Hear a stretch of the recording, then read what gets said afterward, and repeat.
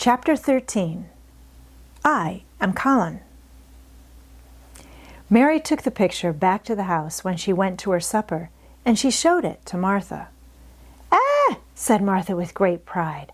"I never knew our Dickon was as clever as that. That there's a picture of a missel thrush on her nest, as large as life and twice as natural." Then Mary knew Dickon had meant the picture to be a message. He had meant that she might be sure he would keep her secret.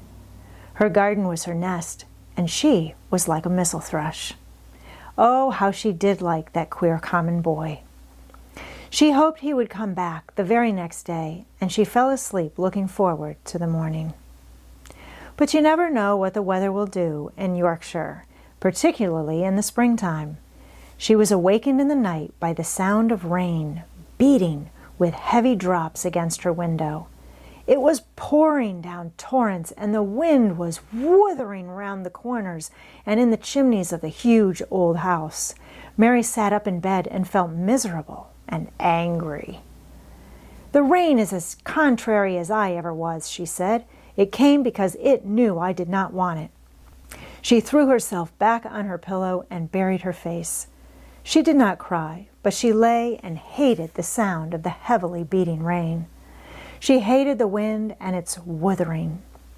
She could not go to sleep again. The mournful sound kept her awake because she felt mournful herself. If she had felt happy, it would probably have lulled her to sleep. How it withered, and how the big raindrops poured down and beat against the pane.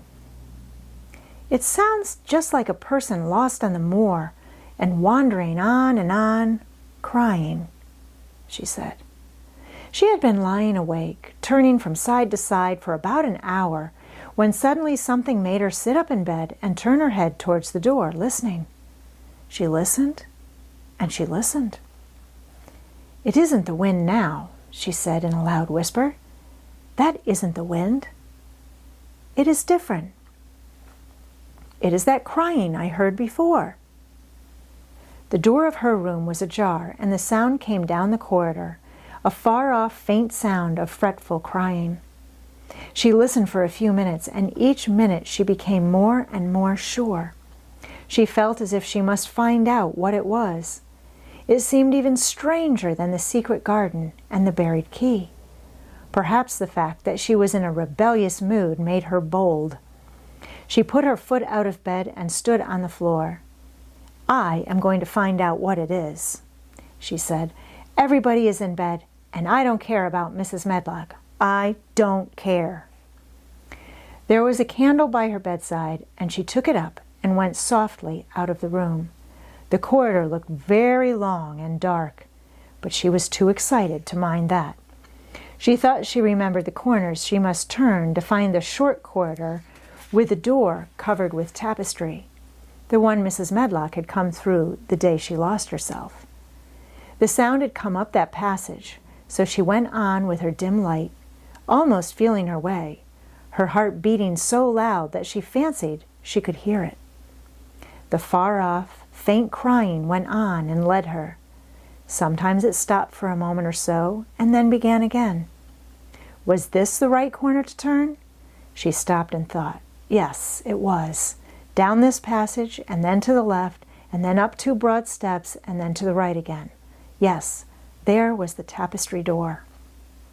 She pushed it open very gently and closed it behind her, and she stood in the corridor and could hear the crying quite plainly, though it was not loud.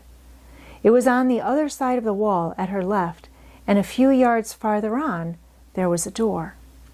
She could see a glimmer of light coming from beneath it. The someone was crying in that room, and it was quite a young someone. So she walked to the door and pushed it open, and there she was standing in the room. It was a big room with ancient, handsome furniture in it. There was a low fire glowing faintly on the hearth, and a nightlight burning by the side of a carved 4-poster bed hung with brocade, and on the bed was lying a boy, crying pitifully. Mary wondered if she was in a real place or if she had fallen asleep again, and she was dreaming without knowing it. The boy had a sharp, delicate face, the color of ivory, and he seemed to have eyes too big for it. He had also a lot of hair which tumbled over his forehead in heavy locks and made his thin face seem smaller. He looked like a boy who had been ill, but he was crying more as if he were tired and cross than as if he were in pain. Mary stood near the door with her candle in her hand, holding her breath. Then she crept across the room, and as she drew nearer, the light attracted the boy's attention, and he turned his head on his pillow and stared at her, his gray eyes opening so wide that they seemed immense. "Who are you?" he said, at last, in a half-frightened whisper. "Are you a ghost?" "No, I am not," Mary answered, her own whisper sounding half-frightened. "Are you one?" He stared and stared and stared. Mary could not help noticing what strange eyes he had. They were agate gray, and they looked too big for his face because they had black lashes all round them. "No," he replied, after waiting a moment or so. "I am Colin." "Who is Colin?" she faltered. "I am Colin Craven. Who are you?" "I am Mary Lennox. Mr. Craven is my uncle." "He is my father," said the boy. "Your father?" gasped Mary. "No one ever told me he had a boy. Why didn't they?" "Come here," he said, still keeping his strange eyes fixed on her with an anxious expression. She came close to the bed, and he put out his hand and touched her. "You are real, aren't you?" he said. "I have such real dreams very often. You might be one of them." Mary had slipped on a woolen wrapper before she left her room, and she put a piece of it between his fingers. "Rub that and see how thick and warm it is," she said. "I will pinch you a little if you like, to show you how real I am. For a minute I thought you might be a dream too." "Where did you come from?" he asked. "From my own room.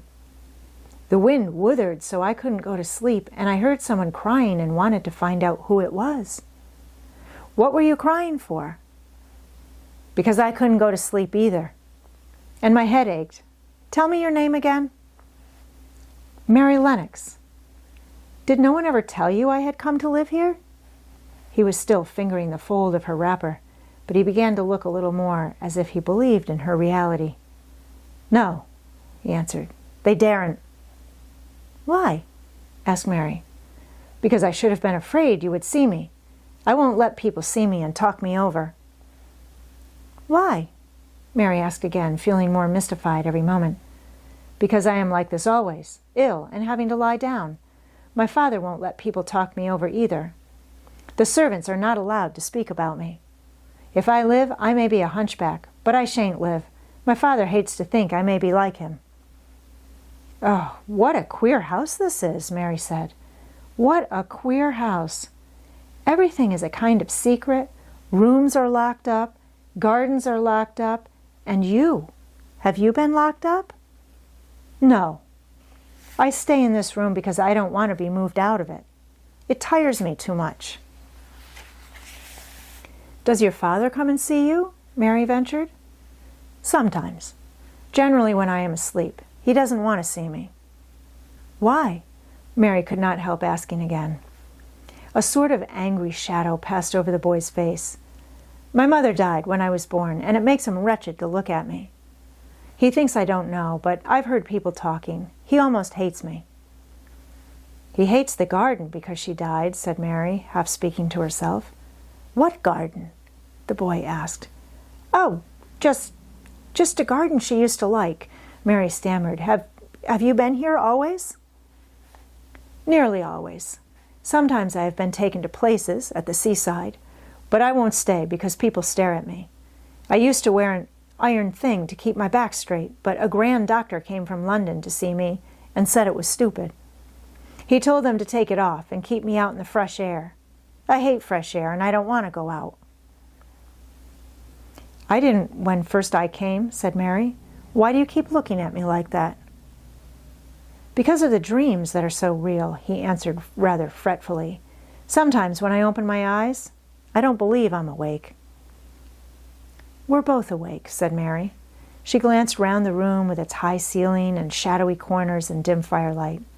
It looks quite like a dream, and it's the middle of the night, and everybody in the house is asleep, everybody but us. We are wide awake. I don't want it to be a dream, the boy said restlessly. Mary thought of something all at once. If you don't like people to see you, she began, do you want me to go away? He still held the fold of her wrapper, and he gave it a little pull. No, he said. I should be sure you were a dream if you went. If you are real, sit down on that big footstool and talk. I want to hear about you. Mary put down her candle on the table near the bed and sat down on the cushioned stool. She did not want to go away at all. She wanted to stay in the mysterious, hidden-away room and talk to the mysterious boy. What do you want me to tell you? She said. He wanted to know how long she had been at Misselthwaite.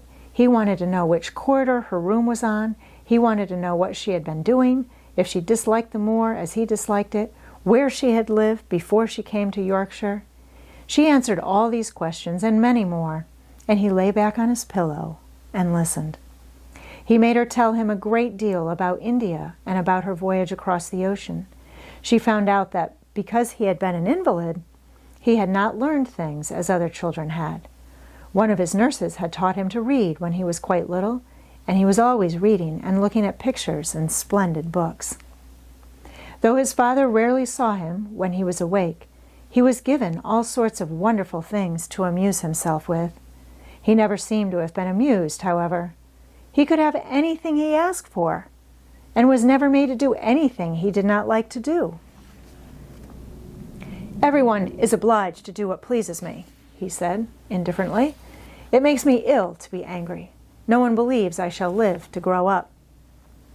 He said it as if he was so accustomed to the idea that it had ceased to matter to him at all. He seemed to like the sound of Mary's voice.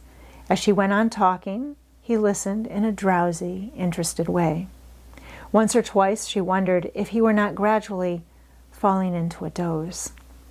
But at last he asked a question which opened up a new subject. How old are you? He asked. I am 10, answered Mary, forgetting herself for the moment. And so are you. How do you know that? He demanded in a surprised voice. Because when you were born, the garden door was locked and the key was buried. And it has been locked for 10 years. Colin half sat up, turning towards her, leaning on his elbows. What garden door was locked? Who did it? Where was the key buried? He exclaimed, as if he were suddenly very much interested. It was the garden Mr. Craven hates, said Mary nervously. He locked the door.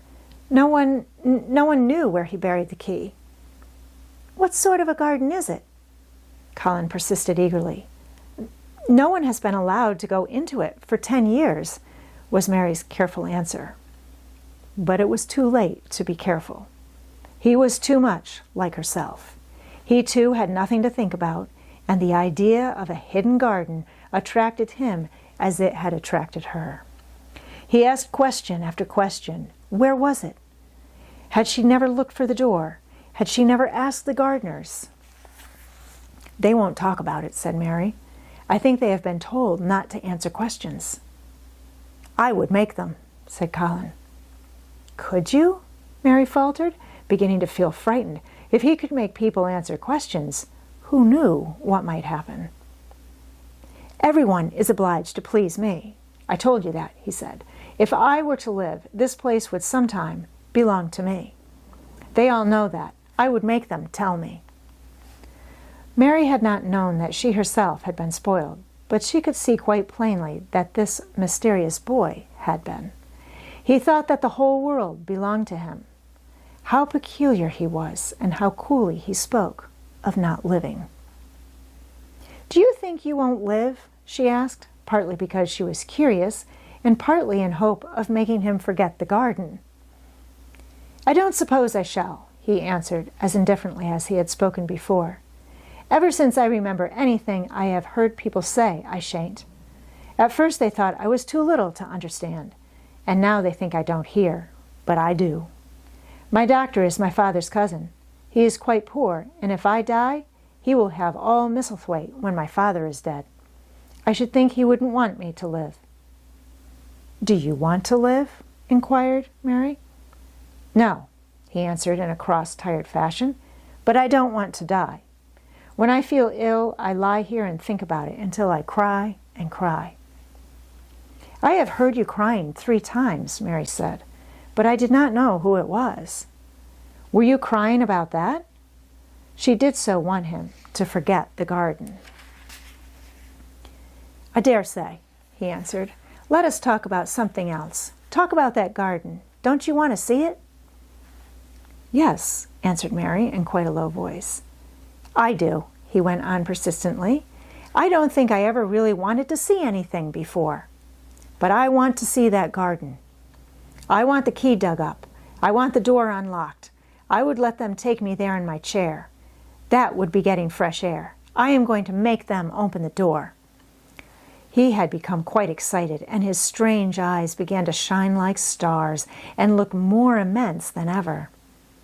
"They have to please me," he said.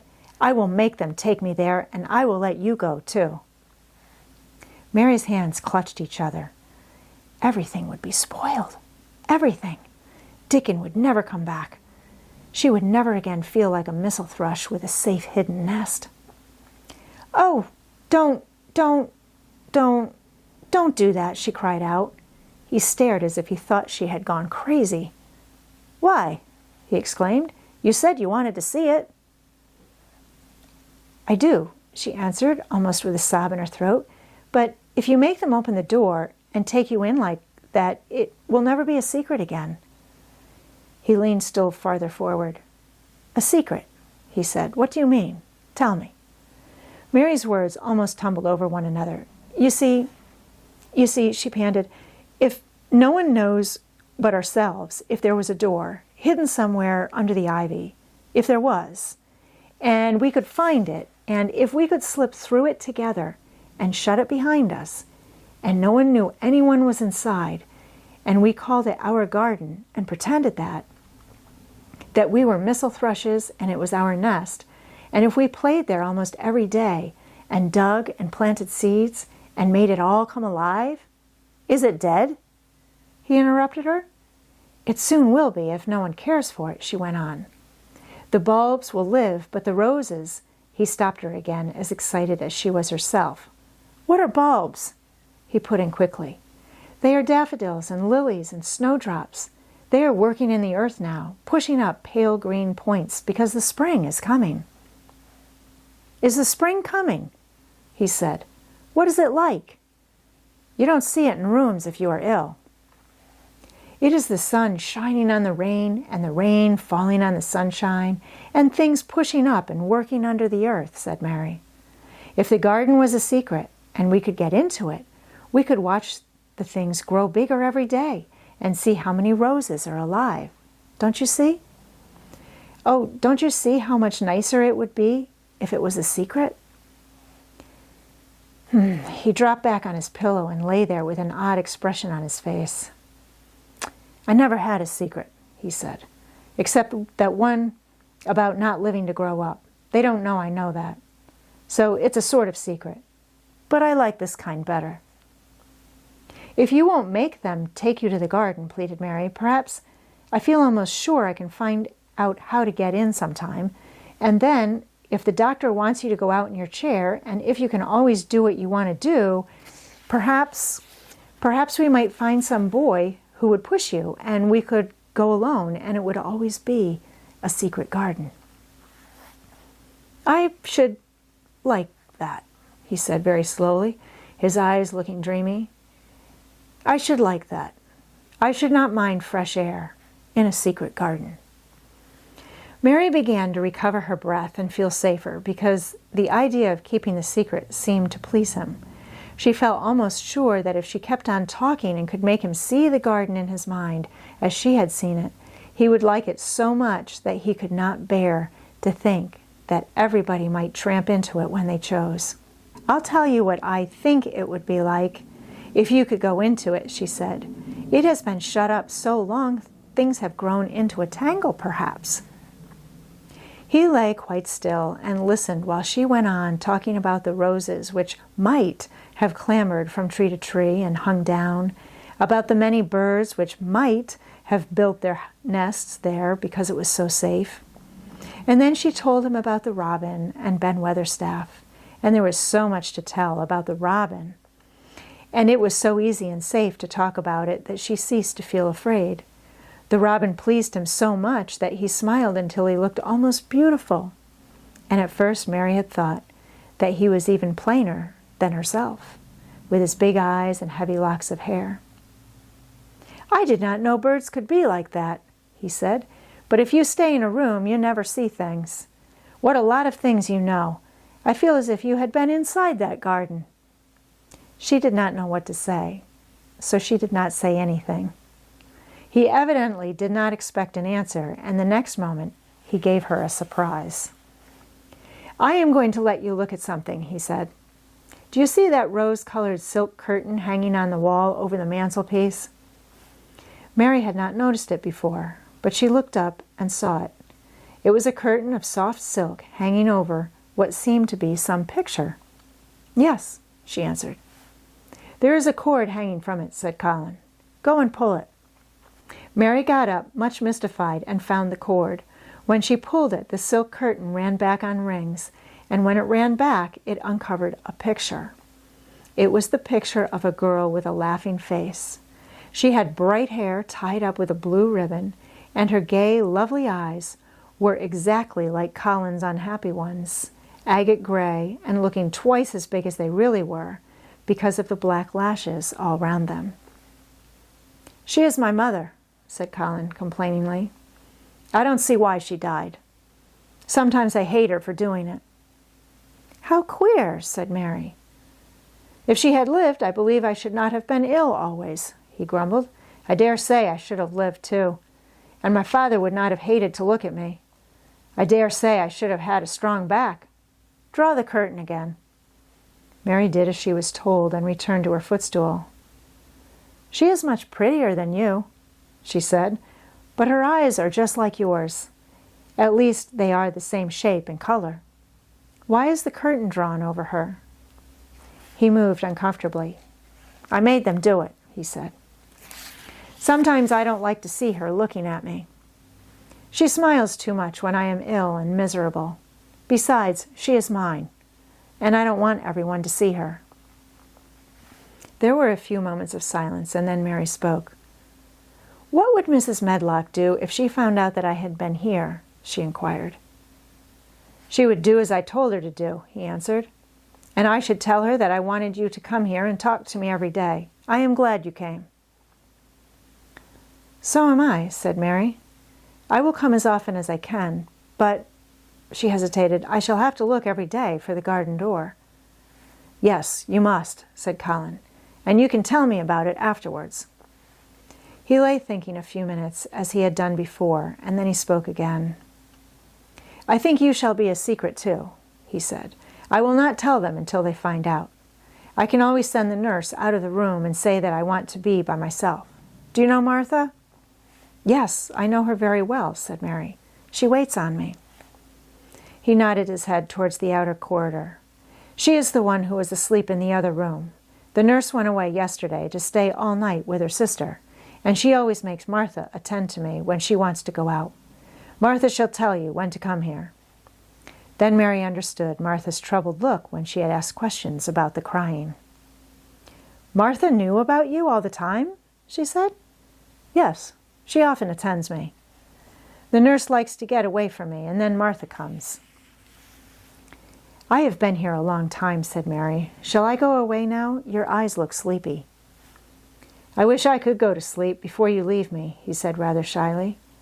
"Shut your eyes," said Mary, drawing her footstool closer, "and I will do what my ayah used to do in India. I will pat your hand and stroke it and sing something quite low." "I should like that, perhaps," he said drowsily. Somehow she was sorry for him and did not want him to lie awake. So she leaned against the bed and began to stroke and pat his hand and sing a very low, little chanting song in Hindustani. "That is nice," he he said, more drowsily still. And she went on, chanting and stroking. But when she looked at him again, his black lashes were lying close against his cheeks, for his eyes were shut, and he was fast asleep. She got up softly, took her candle, and crept away without making a sound.